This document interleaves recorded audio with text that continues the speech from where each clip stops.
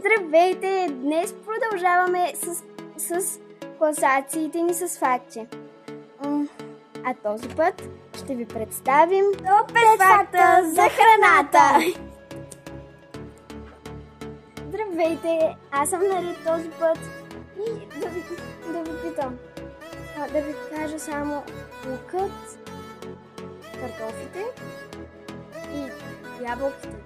Три съвсем различни зеленчуци и плодове, нали?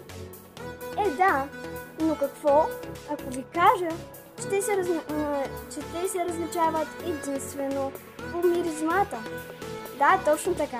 Ако ги ядете с запушен нос, имат абсолютно еднакъв вкус. Интересно? Да, особено като знаем, че едното е плодове, а другите две са зеленчуци. Но както и да е, да продължаваме. Здравейте, аз съм със следващия факт. Лукът няма вкус, а само мирис. Точно това дразни на очите. Научите ни изпаренията. Към следващия факт. Така и така сме на тема лук, да продължаваме с него. Само още един факт. Обещавам. Лукът съдържа естествен антибиотик.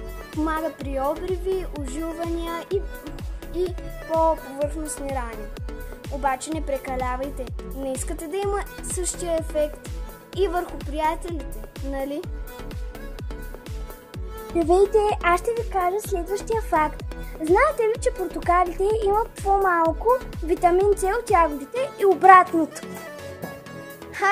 Здравейте! Отново съм аз, за да ви кажа, че японците смятат, че да разсипеш сол по масата е на добър късмет, а не като при нас. Вие на кой вярвате?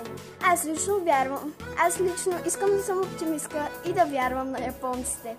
А за сега, чао от нас! Това бяха топ 5 факта за храната! Ако ви е харесал този клип, дайте палец нагоре, абонирайте се и коментирайте. Тя е Валерка, тя е Ника, а вие бяхте с Ника.